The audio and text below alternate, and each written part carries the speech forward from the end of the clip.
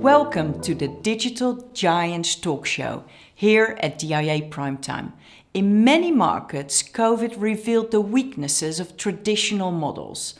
Not competitive, not sustainable, and not agile enough to respond fast to changing conditions and a less physical world. The digital models, on the other hand, have proven to be resilient and successful in these difficult times. In this Digital Giants Talk Show, 3 extremely successful digital players will share some of their secrets. Thank you all for joining us in this talk show. Let me first introduce you to the 3 digital giants at our virtual table today.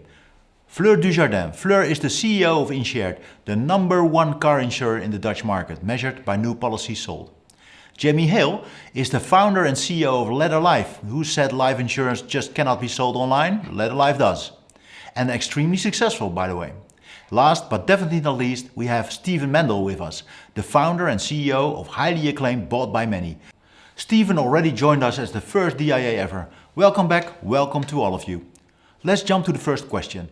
As Evelyn mentioned in the introduction, many insurers had a drop in sales during the outbreak. Did you experience it as well, Fleur? We experienced really the upside of this situation, as tragic as it is. Our market share and customer base really took off as of May. We see the growth going twice as fast as we expected in the beginning of the year. And bear in mind, we always set ambitious targets. Very fast. So we publicly said that June premium income of this year compared to June of last year, so right in the depths of lockdown, was 195% up. When COVID came, it was a big shock to us all. It's been very good for business. And a lot of the reasons is because of the consumer sentiment, right? Life insurance is more relevant now than kind of ever. That's an interesting driver. That this is just, consumers are way more aware. In the US, the coverage gap has been growing year and year and year. And you look at it, it's driven by age, right? It's driven by age of the distribution force, the age of the brokers. So our average, 90% of our customers are younger than 50. The average age of a life insurance agent in the US market is 54, right? So it's just, we're just meeting a different generation. So basically with COVID, your value proposition became even more relevant. Yes, everybody wants a pet in lockdown, and that's driven up business volumes for us, and volumes are up dramatically. No, digital is the key success factor of the model. It just helps that the marketplace is growing fast. Fleur, can you share what caused the increase in sales that InShared experienced? First of all, of course, we see on a global level a boost in digital, but in our situation, it also really proves that our business model is suited for these bizarre times. So with less traffic in the road, so there are less accidents and less claims. And in our case, that brings the level of refund to our customers to the highest level ever in the history of InShared. And that's something that really, I think, also has a positive effect on the revenue increase we see. So apart from the increased relevancy of the value proposition, digital plays an important part as well. We've been 100% digital from the start. So of course that worked to our advantage. We don't have to have agents or brokers go out and meet you. We don't have to have paramedics go and draw your blood. We've been riding the digital wave since our beginning. 80% of our business pre-COVID was from mobile phone. That's only increased. And that's because that's where you start, that's where you live your life. So what are, in your view, the most important touch points to facilitate digitally? I think the most important customer touch points to make a difference are the onboarding process and claims. Everything you do with a customer, to have it be beautiful and world-class, not kind of okay. It's got to be world-class. This is what customers are used to dealing with. You have to put them at the center of all your decisions, and it really needs to make sense to them and be really beautiful and seamless. I'll give you 3, Roger. So I think the first is that we've always had a fully digital quote and buy process. Step 2 is that we were the first pet insurer in the UK to introduce televet. So this is where you can get a consultation with a vet on your mobile device, and with 20 minutes warning, and this, of course, in lockdown was colossally popular, and for many people was the sole reason where they kind of went from should we buy here, should we not, to kind of tipping them into yes, this is the policy for me. And then the third thing is that we are the only, amazingly to me, we're still the only pet insurer in the UK with a fully online claims process. So 71% of our customers are now making their claims applications online, and 40% of those are then processed automatically. So our ability to scale the claims process as we have grown is much greater than it would be for a non-digital player. Many argue that digital players have been able to increase their share because they were able to do business remotely. All three of you mentioned that your value proposition is just more relevant to customers. And of course, that digital, broader than just digital touchpoints, is a key pillar in your business models. Yeah, so InShared is built based on two key elements. First of all, we have a unique proposition. We all benefit. And that means that we actually share the benefits of lower claims with our customers. And secondly, it's based on a digital platform that really enables customers to have self-service and that allows us to have fair prices. So in essence, the combination of trust and digital is at the core of InShared. Whether it's business model, technology, messaging, it all needs to be aligned. And the central point we take to align it around is the end consumer. Mm-hmm. Sometimes I think some people's implementations or designs get muddled because they're trying to solve for multiple constituents and they don't do any of it well. So trying to solve a little bit for the consumer, a little bit for the broker, maybe a little bit for home office, and then they put all those things together and you get something that's, part bike, part car, a little bit jet. And like that doesn't work for anyone. You just got to do it better. You got to be really focused, but that's been the key to success in a lot of businesses. So how does it reflect in the way that Ladder works? He's under 50. A lot of people want a very straightforward, high quality, easy to purchase, easy to manage life insurance policy so they can go live the rest of their life. They don't want to spend 14 hours running the gauntlet. They want to get it done. 10 o'clock at night is big business for us. Because why? People have got their kids down. They've talked to their other person and they're like, hey, we got to get this done. They can research it and then take action and be done all in an evening. A clear, deep consumer insight. I would say we know our customers very, very well. We spend a lot of time with them. We communicate with them in a lot of different ways. And, this is a lot of just customer research, right? So whether it's literally talking to customers who are considering, doing surveys, watching how they doing consumer research digitally, watching how they interact with our application, where do they fall off, where do they get confused, right? Testing, we're running usually about 6 to 10 consumer tests on any one day. So 10 tests a day, every day, over years adds up. I think having a thorough understanding of customer needs and being able to translate that into business products and processes, that is really the only way to differentiate. So what is the key measure of success? I think there's only one. I think that a net promoter score is our North Star. And our agenda is to ensure that our net promoter score never drops below 70. And to keep doing that, when consumer expectations increase, the bar to keeping above 70 also increases. And so for us, it's about genuinely understanding customer need every single step of the way. Whenever we do something, it's always consumer-led. And so, yes, I understand the point about dealing with points of friction, but actually for us, it's about getting in front of that. So before these become points of friction, really understand what would consumers want, how would they think about this, what would be important to them. Not only is our NPS very high, which we take great pride in, and that's part of how we measure our success. Another way we measure our success is our persistency. Our persistency is world-class. and beats some of the best US mutuals who view themselves as being more customer centric than the stocks. Did this customer obsession also help you in responding to COVID perhaps much faster than the others did? And so one of the things that we've seen in lockdown is that there has been a flight to quality. So we have several tiers of policy. At the beginning of lockdown, our top level of cover was about 30% of customers bought it.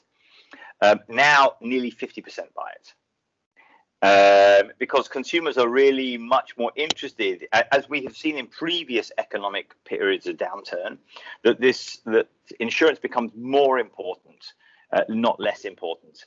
And large parts of insurance are countercyclical. Pet insurance is a good example of that. In lockdown, for example, we created a policy that was specifically designed for people who couldn't afford pet insurance. It was a stripped down policy. It covered only the bare essentials of what you needed as a responsible pet owner. We called it the Essentials product. It was only available to our existing customers who rang us to say we can't afford this anymore.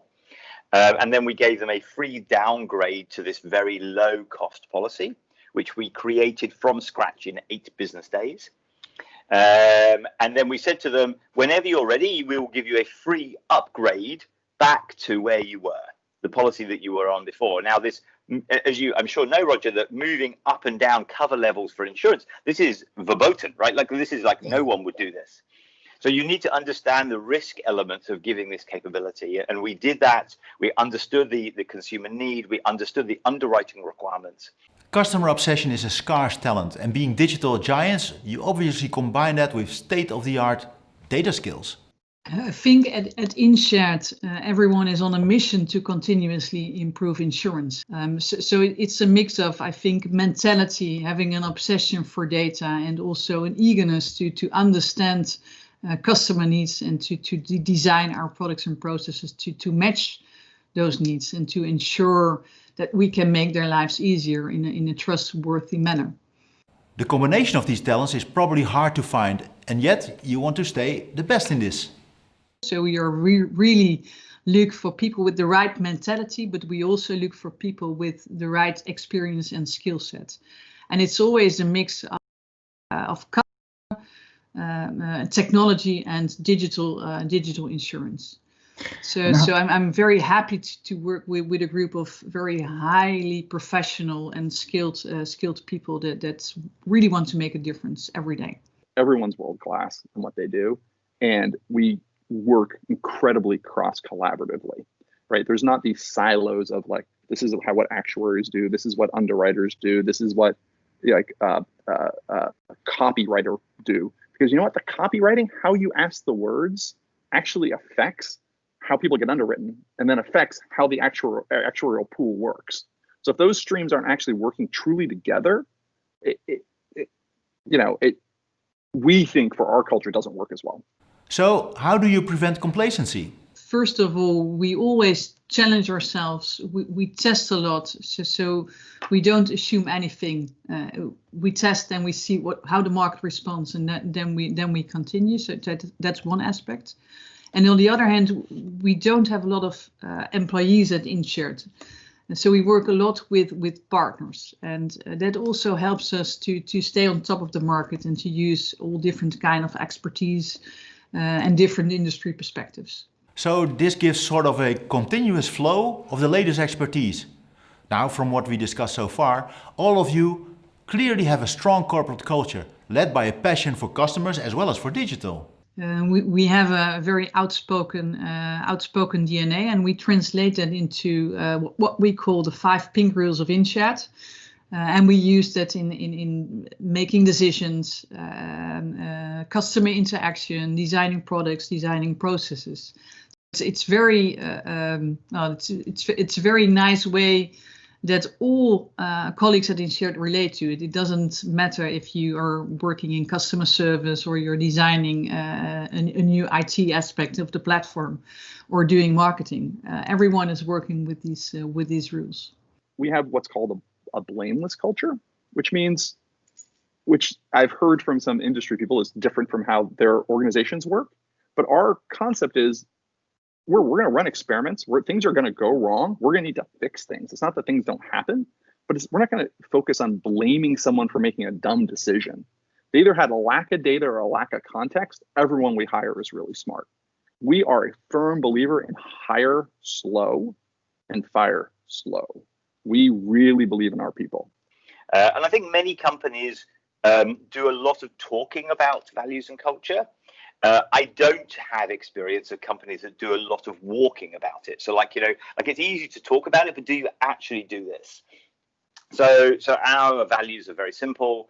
There are 5 of them. We absolutely run the business to them.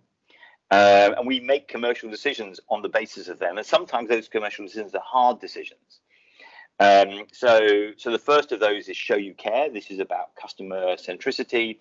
This is about helping consumers understand that we really do have their best interests at heart. But the second is to do the right thing.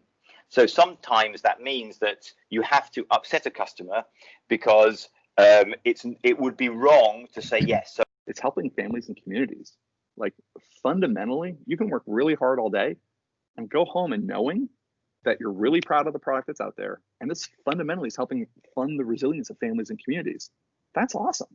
It is about purpose, 100%. Of course, the objective of this talk show was to reveal some of the secrets of your success. And really, thanks for being so open about this. But I can imagine that, strictly from a business point of view, COVID also introduced some new challenges.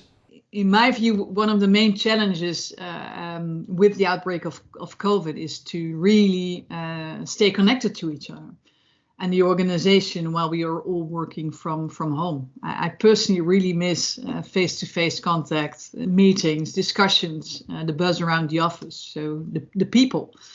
And on the other hand, our digital model also makes it very easy to work from home and to stay in touch as of day one. But this will, I think, remain the challenge: how to optimally use the positive side of working from home combined with missing each other in real life. We have grown. 30% of our staff have joined us since lockdown. And then we've also had to get very good at keeping our business engaged and properly focused on what we're up to. So we've had to really use some very different kind of social skills and logistics skills as well to really make people feel like they're a part of our business. And we monitor it very, very closely. So we do pulse surveys of everybody every month. And we look at how engaged people feel with their colleagues, with their teams, with the business, with the leadership. So previously we had an all staff call at 10 o'clock on a Monday morning, which, for many people that wasn't the right time. So we would record it and people could download it. Then the early part of lockdown, we moved from that to daily 4 o'clock all hands calls. In fact, now we've moved to 3 days a week, Monday, Wednesday, Friday. So yeah, that's one way we keep everyone checked in. So some of our parts of our culture, work hard and laugh. Talk about a part of the culture that was actually a little hard to pull into COVID. Like part of when you would sit in our office, you would just hear around the office these working groups just kind of cracking up and laughing and pushing around hard things, and you just gave you energy. You don't hear that when they're in one Zoom room and you're in another Zoom room. Well, hopefully soon, the days of infinite Zoom calls are over. Having said that, the fact that many having to work remotely definitely boosted the awareness that digital transformation in the industry so far has been too slow. We've spoken to quite a few insurance executives who are shifting their programs therefore in a higher gear. So how do you expect that will work out? How do you see the future of insurance? Yeah, first of all, I'm very happy. First of all, it offers a lot of opportunities to customers across the globe, because with digital insurance being the standard in the consumer market, it brings with it radically improved products and processes for all these customers, offered by parties that will operate, I also think, beyond the boundaries of countries. And that's, of course, something we look into as well. We have a serious challenge as insurance companies. I mean, before I worked in insurance, I have worked in retail banking, and I was used to having millions of online customer interactions every week. And when I joined the insurance industry, I was really amazed when I saw the numbers in insurance. And there was a big difference. So it was nowhere near. But it's critical for me that insurance continues to evolve. So I think that insurance has evolved differently from the way that banking has evolved.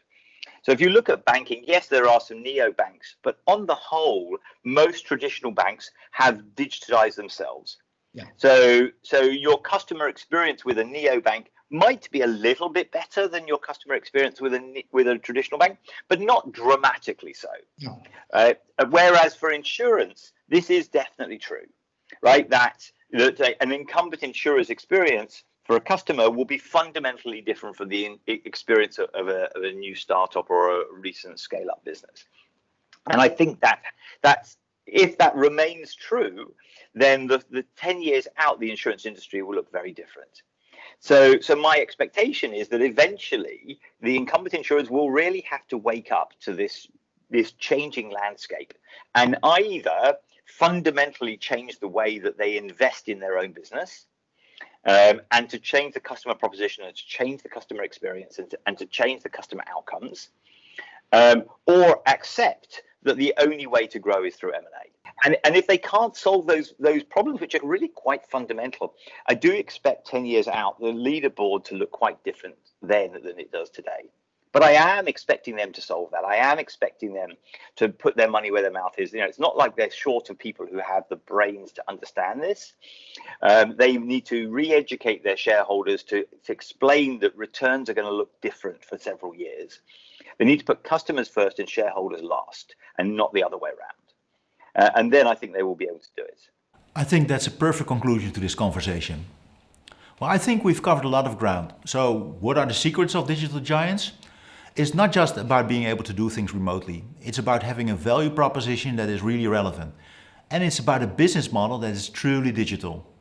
And to make that work, it's about customer obsession combined with advanced data skills, all cemented in a strong set of values. And about being extremely ambitious to stay ahead of the pack. Thank you very much. My pleasure, Roger. You're welcome. Roger, it's always a pleasure.